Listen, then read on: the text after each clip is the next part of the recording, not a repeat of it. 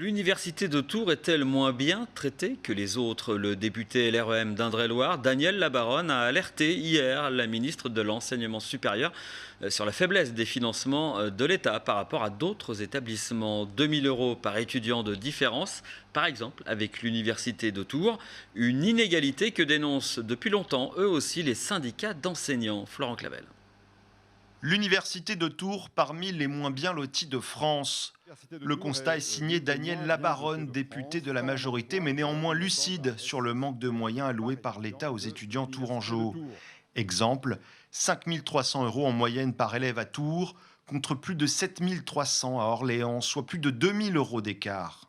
Si l'on veut que l'université de Tours continue à rayonner, continue à offrir des formations en lien avec les besoins de notre bassin de vie et de notre bassin d'emploi, il faut sans doute qu'on revoie cette question de la dotation par étudiant.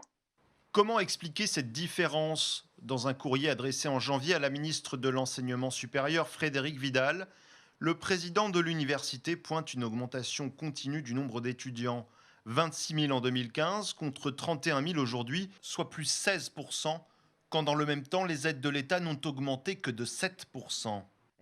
Interpellée hier par le député Labaronne, la ministre rappelle les investissements à venir.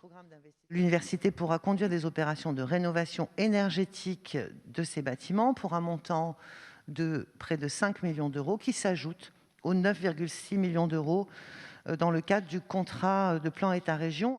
Une réponse liée à la modernisation des bâtiments, loin de satisfaire les syndicats d'enseignants, focalisés, eux, sur les moyens humains.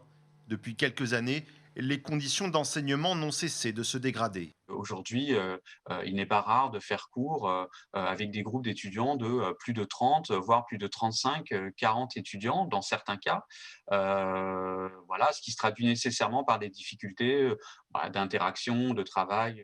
Faute de budget suffisant, le nombre d'enseignants titulaires a constamment baissé au profit de statuts précaires. L'université estime aujourd'hui qu'il faudrait une rallonge de 22 millions d'euros pour retrouver des moyens similaires à ceux de 2015.